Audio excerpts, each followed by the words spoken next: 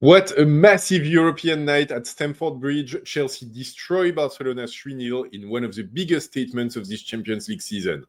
Two teams level on points before kickoff, packed with talent on both sides. Yamal, Lewandowski, Fermin for Barca, Estevao, Caicedo and Enzo Fernandez for Chelsea. But when the match really got going, there was only one team in control.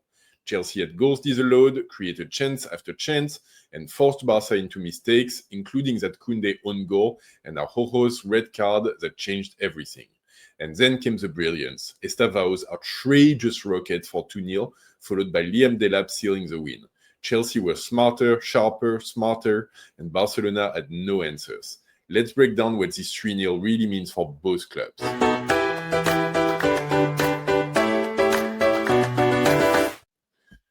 So yeah, what a game! What a night in Stamford Bridge. One of those big European clashes that we get in this new version of the Champions League since last year, and a matchup that is a historical rivalry in Europe.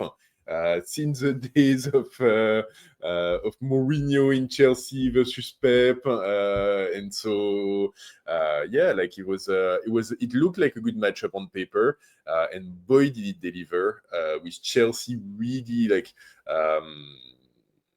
dominating this game, really doing a fantastic performance to beat Barcelona 3-0. Obviously, there's plenty of things to say, plenty of things to unpack. But yeah, for any Blue supporter, would be very, very happy with this result.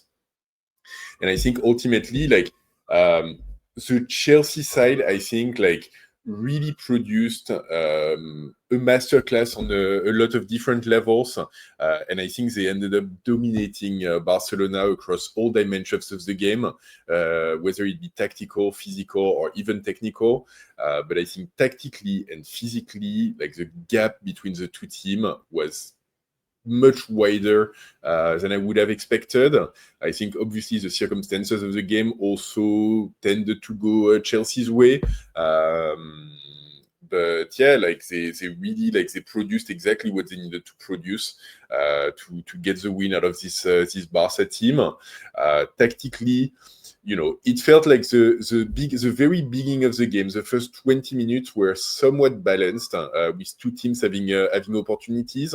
Barcelona looked dangerous in a few places. They managed on a couple of times to get their press very high, put pressure on the Chelsea defense. But it felt like once we hit the 20 minutes, Chelsea really stepped up one notch, and Barca never had an answer for that. And I think at that point, a few things happened that for me really turned the tide of the game. You see, I think tactically a couple of things. You see Estevao coming infield from the right wing where he was playing, and really acting as a number 10 within this team, and then freeing up the space on the right wing for Malo Gusto, who has a couple of deep runs at that point and is really creating mayhem. And all of a sudden you see a Chelsea team that throws a lot of body in attack, but also tactically moves the ball very quickly from when they get it back towards the attack. And they install really a tactical and physical crushing machine where they get the ball back very quickly, they move the ball very quickly towards offense, and they throw a lot of players towards offense. I was looking during this really extended Chelsea domination time at the end of the first half, in the second half of the first half, they play three defenders because Malo Gusto moves up. So they have a line of three at the back against the three Barcelona attackers. They've got 1.5 midfielders, so they've got Reece James, and then Caicedo is running back and forth. So Caicedo comes down to help defense, but also moves the ball back up, really acting as a box-to-box. And then they've got one or two players acting as offensive midfielder. So Estevao is one, and then either Caicedo slots in next to him or Enzo Fernandez is there. And then depending on that, they've got essentially, like they've got 5 players up front. Malo Gusto on the right. They've got Neto. They've got Enzo Fernandez jumps in there if Caicedo moves up. They've got Garnacho, and just like the amount of pressure that this puts on the Barcelona defense is incredible, because like either like they've got space at their back which they cannot cover because they don't have as much speed and intensity as a Chelsea player, or they move back down, which is what happens. Chelsea team moves up and puts pressure and pressure and pressure, ends up creating a wall and a moat in between the Barca defense and midfield, and leaving their attack completely stranded on the other side, and they just dominate, and like from the 20th minute onward, it's a crushing machine. They get chances after chances, a goal disallowed, and so on, until it breaks, and like the first goal ends up being a provoked error, I would say, of Jules Koundé, who scores an own goal and like kind of loses track of the ball within his own area and kicks it inadvertently into his goal.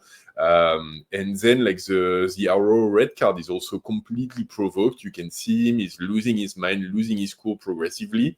And so you get to halftime, Chelsea completely in the driver's seat, and Chelsea having taken complete control of the game. And I think, like the Chelsea team ends up being very, very impressive for that. We knew as PSG fans, we've seen them at work, and we know they can produce in big games and in big moments. But I think if I compare like the Club World Cup final, I think tactically they were very smart and they came with a plan that they executed very well. But I didn't feel that they dominated as much on all elements of the game. So the Club World Cup, for example, like we end up having like PSG ends up having more possession, PSG ends up having more shots, and so on. Like so, there's clearly like it's more balanced. Here, like they dominate the possession, they dominate the passing, they dominate the shooting, they dominate the chances, they dominate like the number of kilometers run, like literally like across all elements of the game, they just dominate. So very, very impressive performance from that perspective. And ultimately, like they've got a team with continuously rising talents, and I don't know if we should say rising stars overall anymore, because some of the players that they have, we know them now. Like a player like Caicedo is in an incredible level, but we know that he's been there for a while, and he's like arguably like one of the top, like probably top 5 midfielders in the world. And I think like definitely in terms of box to box, like I'd probably take Joao Neves over him as a PSG fan, but I think there's like legitimately there'd be a debate there. Cucurella, as much as you hate him, he has a great performance. Estevao, definitely a rising star, and he has an incredible game. That second goal of his is just pure talent and pure class, from an 18-year-old as well. And like next to it, like in midfield, they've got Reece James. He's an established player at this point, not really a rising star. Same with Enzo Fernandez.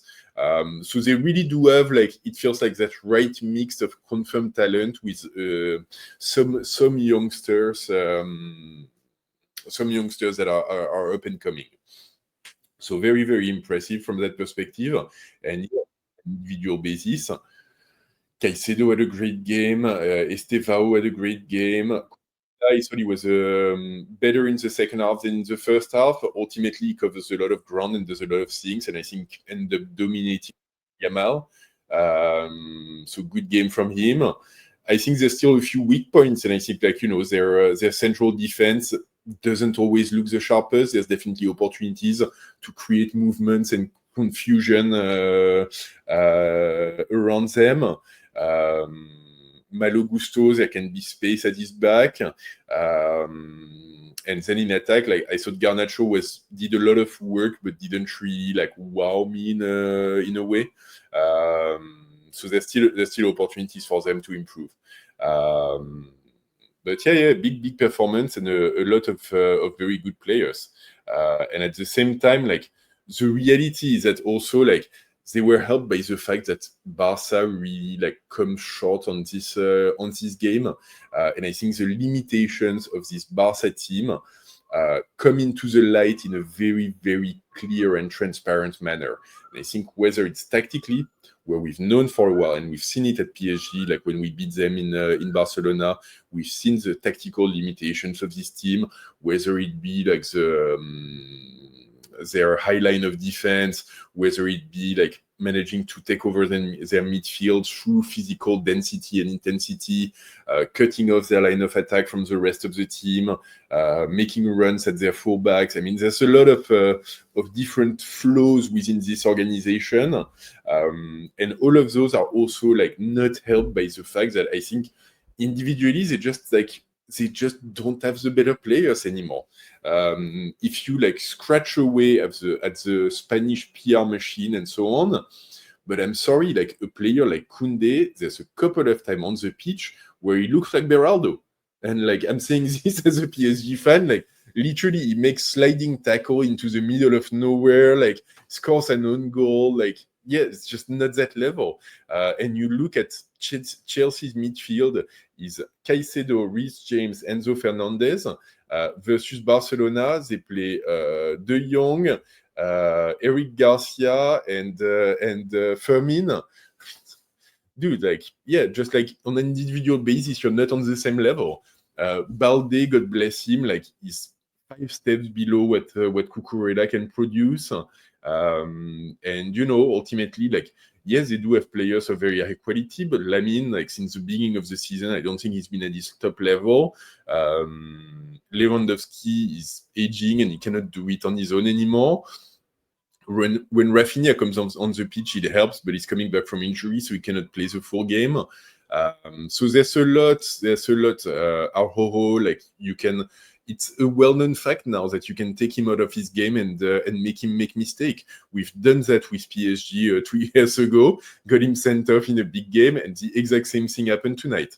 And I'm sorry, but Araujo, who's the captain of Barcelona, who gets a yellow card on the 30th minute for complaining to the referee, like it's mind-boggling. Like how I don't know what happened. I don't want to assume, but like literally either there's like a referee mistake of not realizing that Araujo is the captain, or he goes at it so hard and says something so stupid that the referee cannot ignore it. And like, I'm sorry, but you're like, I don't know how old, it must be like 28 or something like this. I mean, he's been around for a long time now. Like, how can you be so, like, on the 30th minute of a Champions League game, you get a yellow card as captain for complaining? Like, dude, like, no, you cannot. At this level, you just cannot. It just, you've got to be better than this. So yeah, huge mistake. And yeah, ultimately, like, it really does show like all of the flaws of this Barcelona team, and the fact that they're not at that level anymore. They're just not on that level. I'm sorry. And they're also like, I was making notes, like they're starting to look like the worst of their fans, in the sense that they really like, they don't have the intensity, they don't have the physicality. Yesterday, they were missing out a little bit of technical quality, which I think they do have on their best nights, but they didn't have it last night. And straight away, they turn on to complaining, to like huffing and puffing, and like they just like, yeah, it's a very like unpleasant attitude. You can see it. Lamine Yamal, I'm sorry, he's a great player, a great talent. Nothing to say about that. Literally, he gets fouled. He falls on the floor, rolls twice, screaming in pain, and making a big deal out of it. Then he stops, looks at the referee, asks for a card for the Chelsea players, and then go back on the floor and rolls again. Like, dude, like, come on, you gotta be serious. Like, and you see it time and time again, like even like the Barcelona players, when they see that there's flaws in terms of like the way they're playing the game and the tactics and so on, they look at each other and raise their arms and like huff and puff and make a big deal before running back. Dude, like, it's a Champions League game. Like, get on with it, you know? Like, you play the game first and you complain after, not the other way around. So, yeah, it's just not a good attitude and just not the way to be competitive in a game like this at high intensity. I'm sorry, like, just Chelsea was 12 degrees of intensity higher than Barcelona. I'm actually surprised. I went to look at the number of kilometers ran by both teams, and indeed Chelsea ran more, but it's actually a lot closer than I thought. Obviously, Barcelona played half the game 10v11. But yeah, on the pitch, it looked like the difference looked absolutely massive, both in terms of like density, physical presence, amount of running, amount of work, and just the attitude. Like the Chelsea players, you could see they wanted the win. Like on every ball, on every like they never give up. Like they want the win. Barca, they need to take the ball, they need to pass it 25 times at the back first, see what happens, create a little bit of opportunity, have a little dribble. It doesn't work like this. It's too slow. It's not intense enough. You cannot take on a team like this, Chelsea like this. And so like last night was very, very clear. So we'll see what comes up with both teams. Obviously, it's still very early in the season, so it is a statement win, but it doesn't necessarily mean anything. I'm very curious now to see what this Chelsea team is going to do against Arsenal next weekend, because they will have a much tougher opposition in terms of midfield and in terms of intensity. So I think it's going to be very interesting. Chelsea also still has some inconsistent moments and breakdown in concentration in some of their games. So I'm curious to see how that happens. But for Barcelona, there's a lot of work to do. And honestly, like we've known that for a while, and so it really doesn't feel like they've got the cards in hands to be able to deal with it and play at that level. Simple as. So anyway, let me know if you've seen the game, what you thought of it. If I missed anything that you saw, please drop a like on the video if you've made it this far. Please subscribe to the channel if you haven't. Mostly PSG content, but obviously we talk about other things as well when there's big things happening. Hope everyone is ready and looking forward to the game against Tottenham tonight. And don't forget, even in the Stamford Bridge, ici c'est Paris!